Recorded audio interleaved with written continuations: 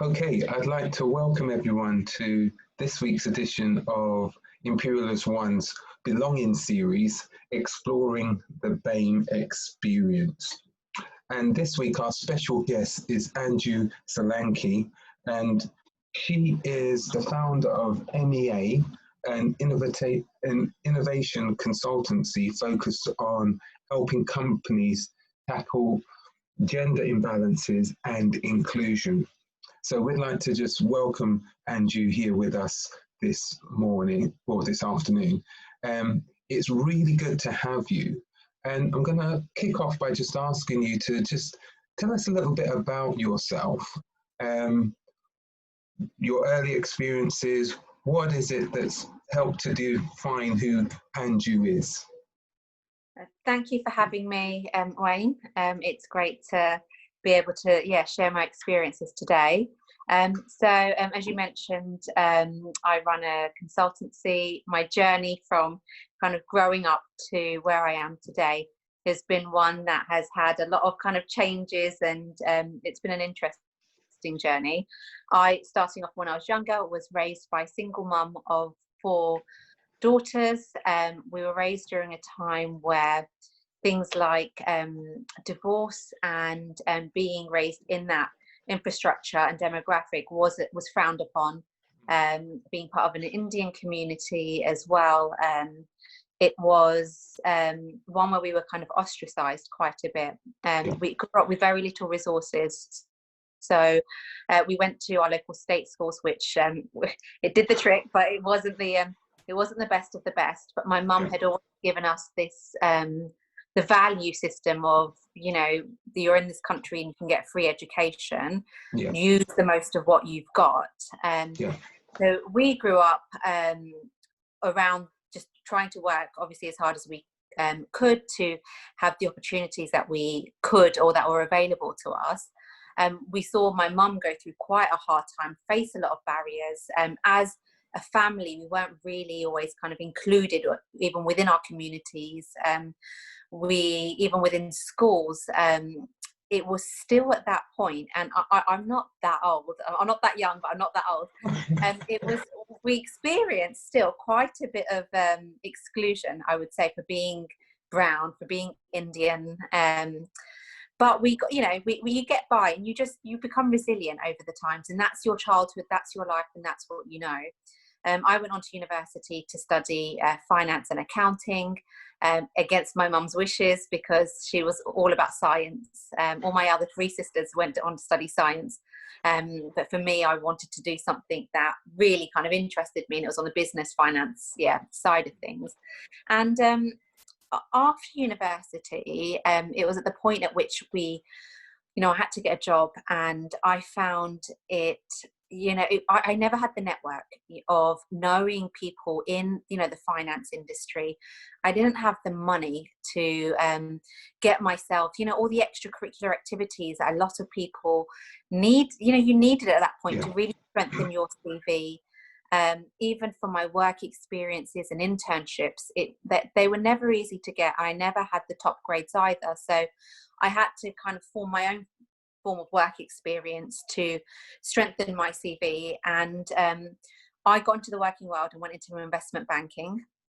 I started off in what you call the back office of investment banking, and I had much bigger dreams for myself to, get myself on a trading floor, to really bring in money.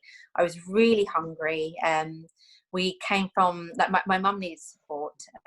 We had bills to pay. We had a reason to, fight and really pursue what we wanted to do.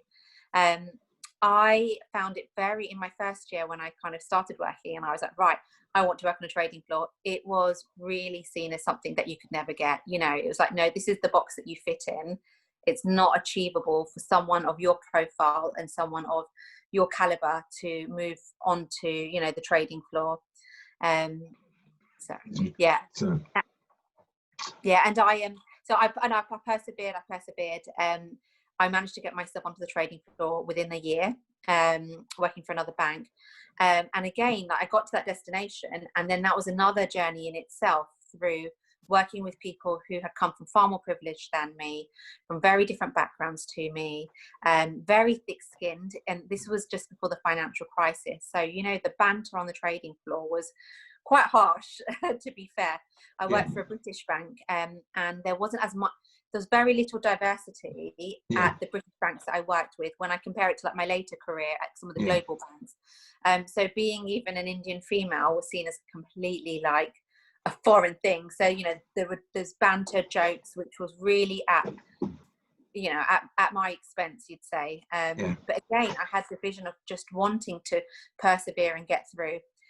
To cut a long story short, I worked in investment banking for 12 years. I got a successful career. It went well. But during the years, I just felt that, you know, things are really hard for, you know, women of color, for mothers, for minority groups. And when I had my child, that was a point at which, when I returned back to work, and I was the first woman to be given flexible working of 3 days a week on the trading floor, which was seen as an amazing achievement. But I realized how important inclusion was, because you could bring me back as a diversity stat, but to make me feel included, to allow us to thrive, you needed really a change in culture. And that's when I set up my business. So Me, a Consultant, that you've mentioned. So that's a diversity and inclusion consultancy, and it's been running for just over 2 years now. Wow, that was a whistle-stop tour through your from early childhood to where you. I want to just pull you back a little bit before we go on and talk about your the business which you have in inclusion and diversity. I just wanted to go back to a couple of things which you mentioned earlier on about that sense of, because we are looking at that sense of belonging. And you mentioned from an early age, because your mother was divorced, that you kind of like felt almost like ostracized from your community. At school as well, you said you went to a state school. How mixed was that state school? And where did you get your sense of belonging from? Where did you feel that you belonged? That's a really good question, actually, because I actually, when I reflect back, I think I spent most of my childhood feeling like I didn't belong and feeling that that's normal. And because I was, you know, I saw it with my mum didn't belong, you know, and then we didn't belong. Even, you know, family friends had, where you side during a period of divorce. And again, because my mum was raising 4 girls, we were seen as coming from a broken home. At that time, you know, hopefully people don't see it like that now, but then that's what it was seen like. So when I look at school, in the early years at school, my junior school, the demographic was white. There were minority groups there. One thing that we had spoken about, which came to my mind, you know, during things like, or recently with Black Lives Matters, and thinking about periods where I really felt excluded from a young age. You know, one of my friends was dropped to my house, and she was this English girl called Natalie. Her mum had dropped her to my house, and my name is Anju, so I think it can be seen as Angie or, you know, Andrew or something. And when she came over, we had a play date, and the following day, I would have been about 7 years old, washing our hands during the class day. And she said, "Oh, I can't be your friend, actually. I can't be your friend anymore, Andrew, because you're brown." My mum said, "Because you're brown." And I remember being so innocent at that point, going, "Oh, okay." You know, didn't think anything of it, just took it for what it was. Hoped that she'd still be my friend. My high school it was more mixed in terms of the demographic. Do you know, there was I would say I was a student that always had potential, but was never one that was kind of really invested in, if that makes sense. So, do you know, that feeling of, where did I get my feeling of belonging? From home and from my mum. And that was it, I would say. And that was it. Yeah. Like, we never, I wouldn't say I got it from school. And we were always, the messaging that was given to us is, you know, you come from a broken home. And it was quite strong again at that point.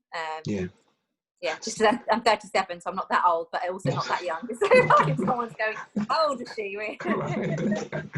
That's fine.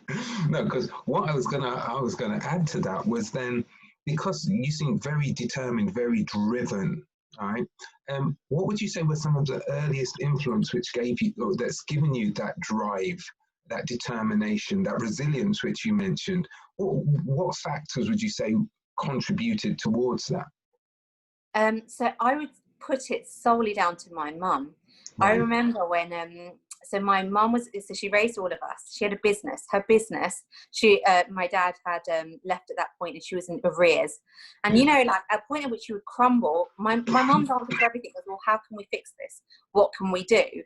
And so she then she retrained herself. She ended up restudying to get herself back into the education system and to get a job, on top of, like, she was, at some point she was doing the postal rounds to Right. bring in some money. She was doing anything possible to bring in money.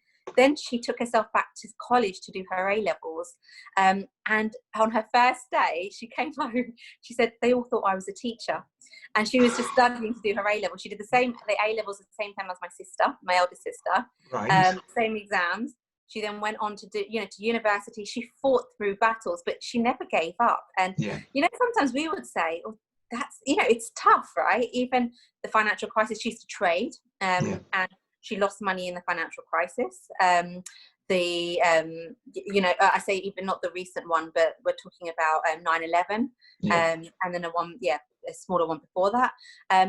But again, her answer to everything was, well, what do I do now? It was Yeah. never kind of burning crash. So I think that was where we saw what the coping mechanisms were. So for us, it's like kind of hunger, hard work, and perseverance. So I think that's where I see it in my sisters as well. So that's where we've got it from. Your mum sounds like a fascinating character. I might have to invite her on, because just the story which you told of her, she is a powerful character in your story, without a doubt. Yeah.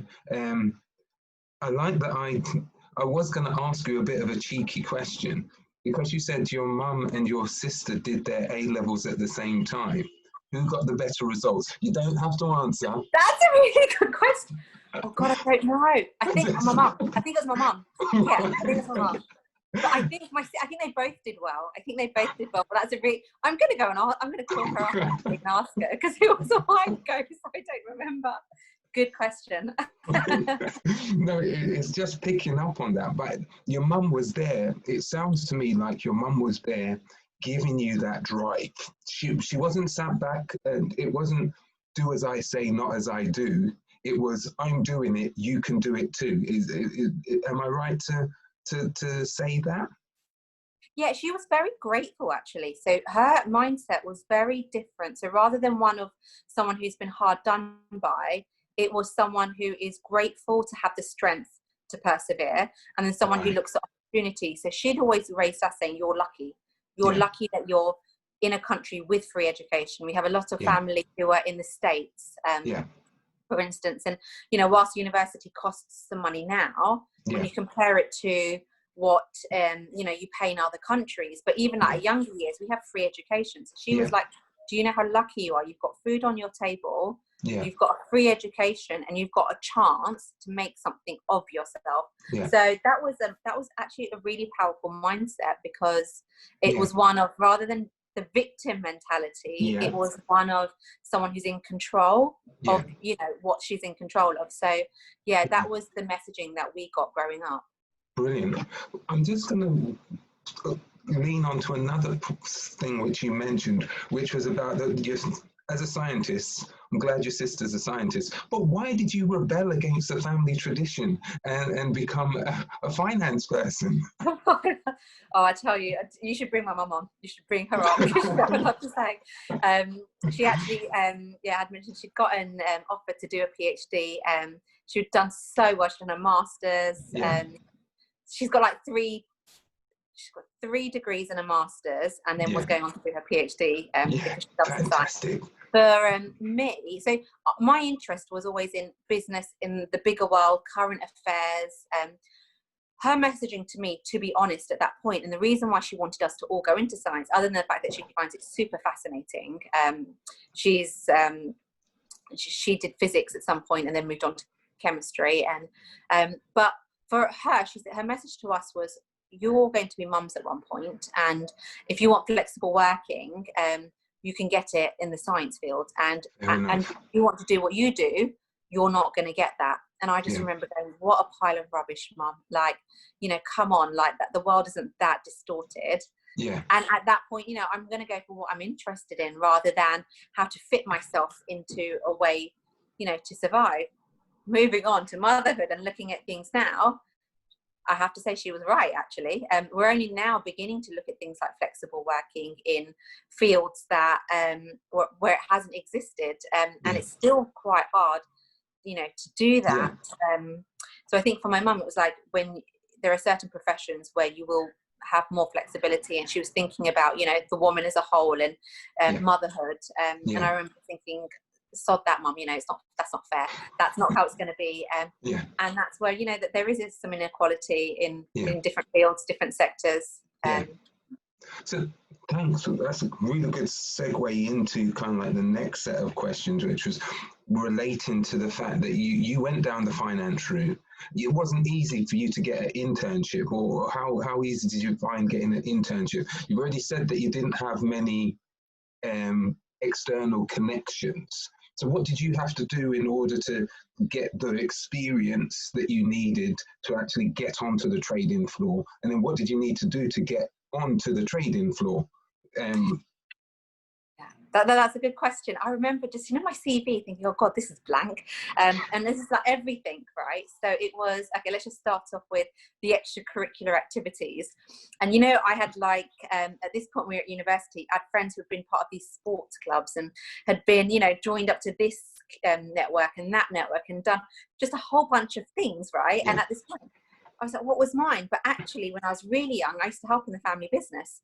And I remember going, right, should I add that in there? Because I helped in the, you know, that was, summer holidays, before that particular business had, you know, gone crash and burn. And even after school, I'd have to lock up the shop. I'd have to do, you know, some of the VAT returns and things like that. And I said, you know what? No, that's an extracurricular activity. That's something that I do. I've learned something from that. So I started beefing up my CV just through what I was doing in my home life.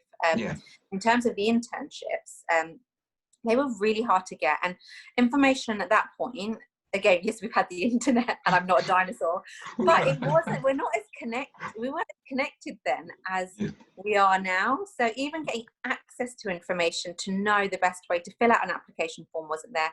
I had zero connections in terms of knowing people who could introduce me to someone or, you know, anything. So we had the yellow pages at that point. You might remember about them. What the yellow pages? Oh God, it's so embarrassing. It's like, you know, if you had it now, you'd use it to, you know, stand yourself taller. It was this huge directory, right? And it was just full of like local businesses. And for me, I was like, right, I can't see myself getting an internship. I wasn't having success that way. So during my summer holidays, when I had, you know, just finished my A-levels and then, you know, going on to through my university time, I said, right, one, I need to pay some bills. So I need to get a job, an actual job. So I did 4 days a week at a shoe shop, and then a sports shop after. And in between, I actually used to use my landline. My mum gave me limited credit. And I called every single accounting practice in that directory until someone actually offered to see me, and I offered to work for free. So I managed to then get my first 3-month internship where I worked for free the entire term at an accounting practice, a mid-sized accounting practice. That first experience then landed me my work placement a couple of years later, and that was at IBM, because there's always this thing of, well, you need experience. And then, you know, the question to so many students is, how do I get that first, you know, foot in the door? It's not as easy for me as it is for some others. So I got creative about it, and I built my CV up, you know, quite creatively. I did volunteering work where I could find volunteering work, and I added to my CV in a resourceful way, I would say. It wasn't through people opening doors.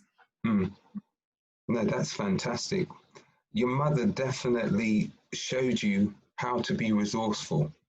Right. One of the characteristics I can hear from her, but I can also see it in you, is that ability to say, this isn't happening to me, it's happening for me. and using whatever you have to make your situation the best that it can be. So on the trading floor now, were there many women, for one, and two, were there many BAME, be it Black, Asian, and other ethnic minorities on the trading floor when you got there? Oh, sorry, Wayne, the connection cut.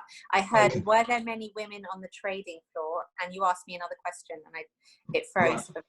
Right. So I was just asking, were there many women on the trading floor? And also, were there other BAME individuals, Black, Asians, other minority ethnic people on the trading floor when you got your opportunity? So the first place I worked at when I first entered onto the trading floor, just before the financial crisis, it was a British bank, and there weren't many females, and there weren't many people of colour. So that was a time where, I kind of was different in many ways. When I went on, I worked at that place until 2009, I believe. No, 2011. Sorry, no, 2011. I worked there for some time, and then when I moved to a more global bank, there was more. There was some more representation of women and people of color. But the two things were that the women were junior, so there was no so at that point where I was kind of getting to that mid-level ranking, looking to get more senior, there wasn't representation there of women. There was some representation of people of colour, but not women of colour. Right, okay. Okay, fair enough. So you worked there, and I believe you're very successful in what you were doing there. And then you mentioned earlier on that you then became a mother. What happened then? What disadvantages or advantages? What was the situation after becoming a mother, and how did that impact you and the family, etc.? So I was very career focused. I've always that. I still am very career focused.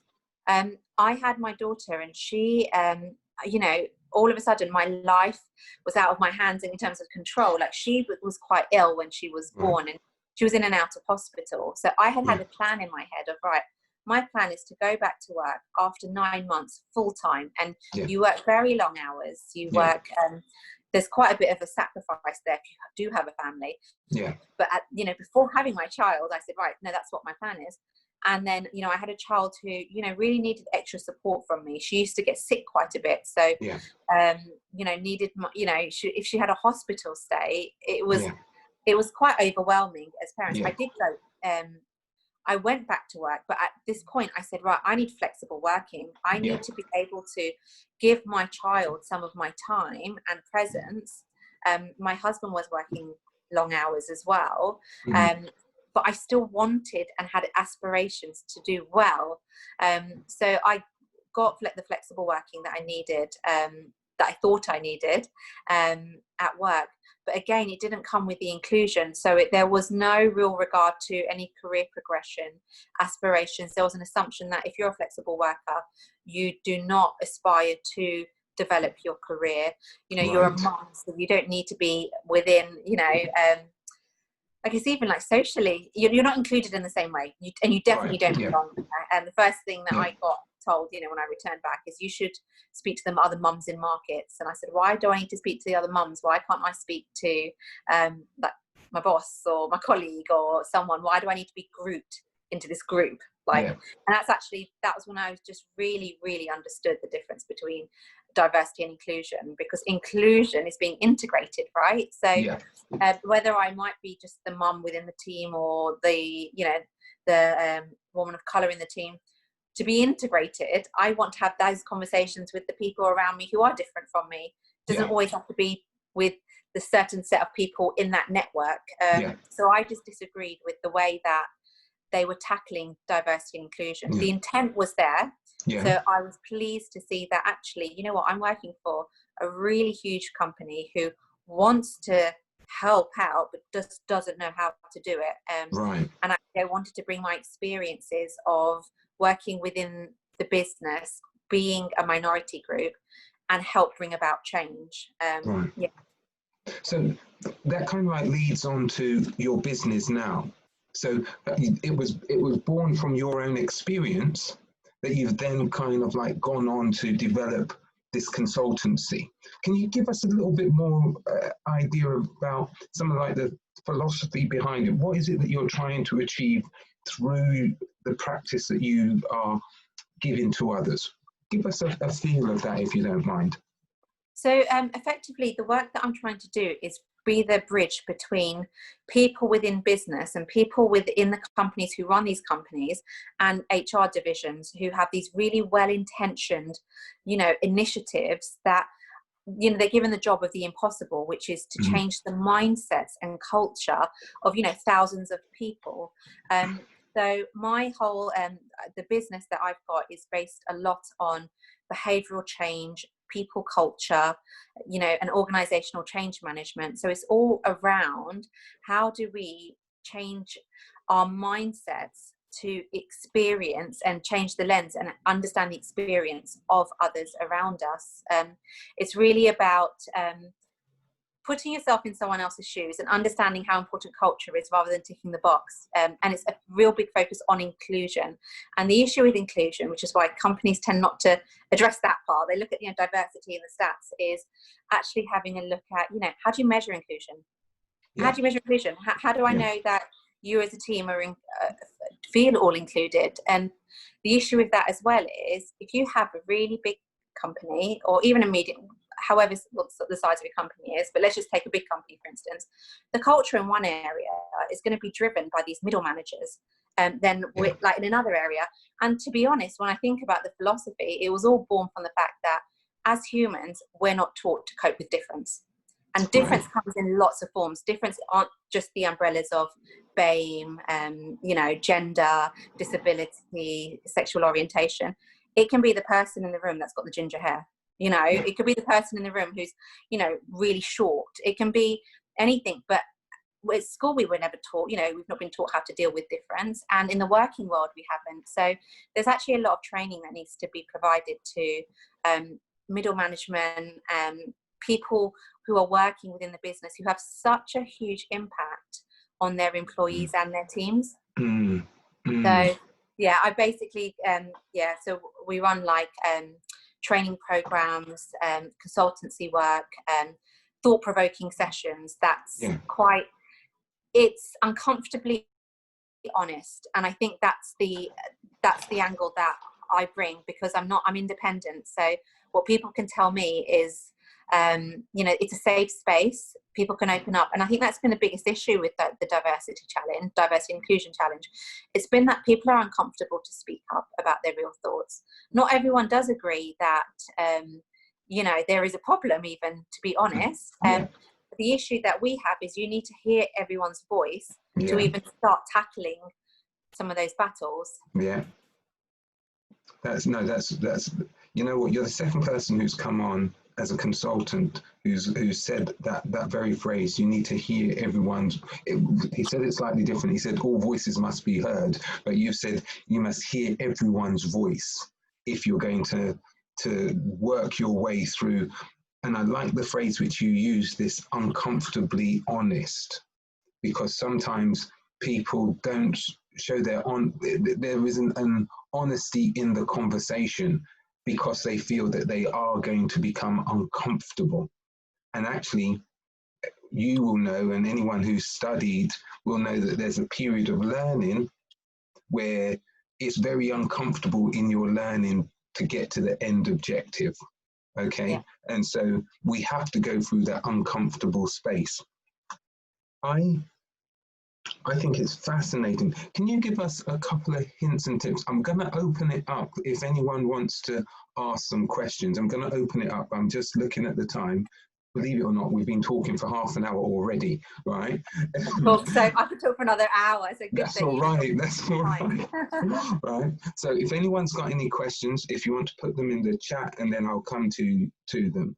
But this idea about, have you got any, when you're starting a session, how would you kind of like gauge the audience, and what would you give them as a starting point at looking at this idea of inclusion? I'll put you on the spot there a bit, but what would you do? How would you get them thinking about inclusion? The first thing I do in any session that I hold is what I call set the scene, because Right. it's all about meeting people where they're at. Mm-hmm. So one thing, like when that historical kind of like diversity corporate training hasn't really worked, because it's like a spew of information that's being kind of forced at you. Mm-hmm. And actually you kind of need to set the scene and then meet people where they're at. So to explain that a bit further and to give you some examples, one of the things that I do is talk about the elephant and mouse syndrome. Yeah. There's a book actually I'd recommend anyone to read, and I'll just talk about the syndrome itself, and one of the things I talk about is the elephant and mouse syndrome, and it's effectively saying, right, if I put an elephant and a mouse in a room, the elephant doesn't need to know anything about this mouse in order to survive, right? It is, and it can easily assume that the world operates for him or everyone else the way it does for him or her, the elephant. Yeah. The mouse, on the other hand, if it's to survive in that room, needs to know everything about that elephant in order to survive. So it has to be adaptable. And this is all, the power of that theory is all around saying that two people can be in the same room, be in the same environment, and have an entirely different experience. So that actually gets people thinking. And the other thing that I do, like inclusion, I always talk about, like, you know, it's around feelings. So again, as humans, we make, doesn't matter if it's in business, doesn't matter what it's about, we make most of our biggest life decisions based on our emotions and based on how we feel. Mm-hmm. Again, even when someone leaves a job, it's not always this kind of statistical factual analysis. Sometimes it's just how they're made to feel. So actually it's understanding that no matter what the biggest life decisions are, a lot of it is based on emotion. I do play some videos to try and express that. And one of the things I do in my sessions is make people identify themselves. So it's not my job to identify where you sit within the diversity challenge. It's for you to, I give you the tools for you to identify yourself. Right. And again, just cut me off because I talk too much, so tell me when. But just one thing that I find, is this the time? It's fine. One of the things that is really helpful is, so I talk about the active resistor. So when we look at diversity and inclusion, like think about who, and it isn't just like within the workplace, it can be within your friend circle, within the education system, but just think about, like, there are three categories of people when it comes to diversity. There's the active resistor, there is the quiet middle, and there's the enthusiastic advocate. And what I do in my sessions is I start off and ask people, so I put these signposts up in the room and I say, right, I'm not going to tell you anything about what any of these mean, but just look at, with that headline, where do you think you sit within the diversity and inclusion issue? Literally, when I mean everyone goes to enthusiastic advocate, everyone just like stays there, right? And then I put up the characteristic traits of each one of those. So what does the quiet middle look like? What does the active resistor look like? Someone who doesn't proactively engage in any conversations around diversity, someone who is silent, someone who doesn't get themselves, you know, uncomfortably honest, someone who thinks it's HR's issue or, you know, just not theirs. And when I put down the characteristics of each one of those, I then say, right, would you move? And I literally, every time I've done this, people sheepishly start moving out of enthusiastic advocate, a lot move into the quiet middle, and then, you know, a couple even literally say, I didn't realize, but I'm showing this sign for someone who's an active resistor. So then I say, right, okay, this is a ladder for you. How can you move yourself up the ladder? But I've not told you that you're the active resistor. I've not told you that you're the quiet middle. I've just given you the tools for you to understand where you sit. So that's kind of the stuff that I do. It's a bit, a little bit out there. But I think it's fantastic. You know what I really like about that is it's actually you're putting the onus on the individuals to self-reflect. And I think that's a really key ingredient in our learning process, is to understand where we are positioning ourselves now and where we need to be if we want to make effective change. And brilliant, absolutely brilliant. I've got two questions, not from me. William, if you wouldn't mind asking your question first. Yeah, thanks, Anju. Really interesting. So I wanted to know, I suppose, yeah, how do you measure your interventions, success or otherwise, in relation to your inclusion work, working with businesses? That's a really good question. And the thing with inclusion is it affects people in so many different ways. So just a couple, just to give you examples. So one is like, you know, employee engagement surveys. A really well thought out employee engagement survey gives you a sense of how your employees, what your employee experience is, because what you really want to do is understand the employee experience. And unfortunately, a lot of inclusion is qualitative rather than quantitative kind of data that you'll get back. So, you know, independent, safe engagement surveys are a really good way of getting an idea of some of the experiences. Then there are things like even, you know, mental health and well-being. There is a real direct correlation between a lack of inclusion and its effect on someone's performance and on burnout. So a lot of, if you think about it, it's if you can't be yourself in your environment, you ultimately aren't going to thrive in that environment. That leads to burnout because you're not allowed to be yourself, right? So you're working in this kind of model that you don't fit in, or you're trying to fit yourself in. You get tired and you burn out. So there's like a whole kind of analysis that you can do around kind of staff well-being, looking at those who leave early, looking at understanding exit interviews as well, and, you know, reasons why. It's easy to say, you know, I just burnt out, it was too stressful. That is actually an indicator that, you know, your working environment wasn't right for you. So again, it's a lot of qualitative things that you need to do in order to understand success. Retention rate is a good one as well, because whilst you look at, you know, your diversity stats, how long are you keeping your employees for? And actually particularly for minority groups. So what people tend to do is they might look at retention overall and turnover and attrition, but do they carve that out by like various kind of minority groups? Because what you might find is your minority groups leave a lot quicker than some of your more dominant groups. But it's actually really comprehensive if you want to understand inclusion. The problem is it requires a lot of investment, a lot of time to really understand it. Once you're there, you're up and running. But only now are employers going, right, okay, we need to take this a bit more seriously, and I can hire diversity, but I'm not keeping it. And inclusion is how you keep diversity. So it's really important that you measure success. But that's a good question. Yeah, brilliant. Thanks for that, William. I've got Georgina. She's got a question which I normally ask at the end, but Georgina, if you want to come in and ask your question, that would be brilliant, please. Sorry, Wayne, for asking your question. It's all right. It's fine. And fascinating talks so far, Anju. You're a fighter. You've got so much perseverance. If you could go back in the time machine, would you do anything different? What advice would you give to your younger self? I love that question. Oh God, I'd do everything differently if I could go back in time.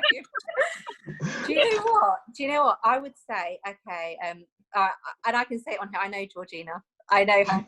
So she knows, and she's really pivotal in my experience, because I remember when I was at my first investment bank, and I cried to her because of some of the experiences. So, like, you know, one of the things that was said at Christmas is, do Indian people, you know, banter on the trading floor, do Indian people have like turkey samosas and cranberry curry? And, you know, when I think about I've been brought up, that's one thing with my mum, and the cultural kind of the way that we've been brought up is not really to not fight back, but you don't kind of answer to your elders too much, or you don't really get, you know, I wasn't quick-witted back, or I didn't escalate some of those comments. So what I would say now is, I think to my younger self is, know what your boundaries are, know what's acceptable, what isn't, and you're entitled to fight for what isn't right. It's your right to speak up, and it's your right to be honest if something isn't working for you, if something isn't right. I would say for me, I took quite a lot on which wasn't right. And my advice to my younger self would be, no, you are, you know, doesn't matter if you're a junior person, doesn't matter what your age is, if something isn't right, you can call people up on that, and you can do it in an effective way. So I'd empower myself to do that, I think. Right. Back, definitely. Right. So that idea of self-empowerment, knowing that if something's wrong, call it out.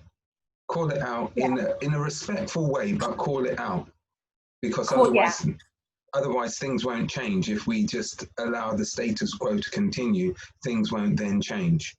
Yeah, and I think it's doing it constructively, and I think being smart about how you do it, but not taking things on the chin, which ultimately affect your experience. They affect your, you know, how you feel about things, and that's part of the culture. And actually, they need voice. You know, people need to speak up about this stuff. So I think I definitely do that, because I didn't do it during my corporate career as much as I could have. No, that makes perfect sense, to be honest. I'm just thinking, could I just get you to elaborate on how you get, now that you've got this company, right? How do you get your clientele? How do you originally said that you didn't have many networks. How do you now develop your network so that people know who you are and what you do? So the business minded, what have you done to develop your business? So initially, when I left my banking, I said, right, I've had a 12-year successful career in banking. It's going to be my network where I get my first opportunities. And that assumption, I tell you, as an entrepreneur, don't ever assume that, because your opportunities will come from very different places to where you think they will come from. So for me, you know, social media is such a powerful tool. LinkedIn has been an absolutely phenomenal tool for me to share my strategy, my thoughts, my, you know, publish articles. And through that, over the period of, you know, 2 years, my following, my connections have increased immensely. I started off by doing, you know, free content. So actually, what do I want to do? I want to add value. I want to share my perspectives. So I did that through using platforms such as LinkedIn to share and vocalize my thoughts. And it captured the attention of lots of different people. So through my old professional network, but more importantly, through, you know, the media, through new connections, you know, even like the tech industry, you know, lots of different STEM industries who were beginning to follow my work. And beginning to understand that, right, this woman's got a slightly different, bold view on diversity, and she's, you know, and the other thing is to be consistent with it. So consistently sharing your thoughts. There was the best advice I was given it's called NATO, which is not attached to outcome. So don't, if you put yourself out there, you share your work, you share your materials, don't be attached to, you know, the number of likes you get, the number of leads you get. Just continue to put yourself out there, because that's you, and that's your, you know, that's the work that you bring. And that's actually where I've got nearly all of my my work from, to be honest, Wayne. It's been through using free tools, such as LinkedIn, following up, you know, with meetings, showing to add value, and then that further leads to, you know, projects, you know, if it's publishing articles, if it's doing a bit of consulting, if it's doing sessions. So just through that, really. That's been brilliant. Anju, it's now almost 15:15. We've had our 45 minutes. It's gone so quickly, right? It really has. I could chat with you for another hour at least. There's so many other nuances which I'd love to discuss with you. And you know what? I think you'd not think, based on the discussions which we've had, I love the mouse and the elephant idea, that concept. Absolutely brilliant.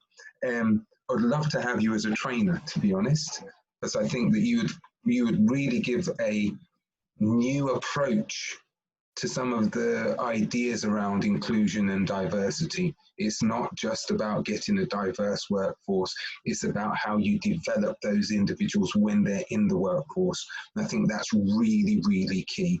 So what I'm going to do is I'm going to say thank you, just for the benefit of everyone else. After the session finishes, we will have a little after party where you can come on and ask any questions. But what I'll do at this moment in time is just say thank you again, Anju, and I will Thank you. also just advertise for next week. So thanks again. So for next week, we're going to have Dr. Marion Chan, who's a consultant rheumatologist and clinical lead for the same-day emergency. Same-day emergency care and the rheumatological services at Luton and Dunstable Hospital. So she'll be with us next week. So it's now 1:15. So I'd like to say thank you all for coming. And hopefully we will see you again next week. And if you have missed any of the previous episodes of interviews, you can find them on YouTube at the tiny URL at the bottom. So please tune in and we'll see you again next week.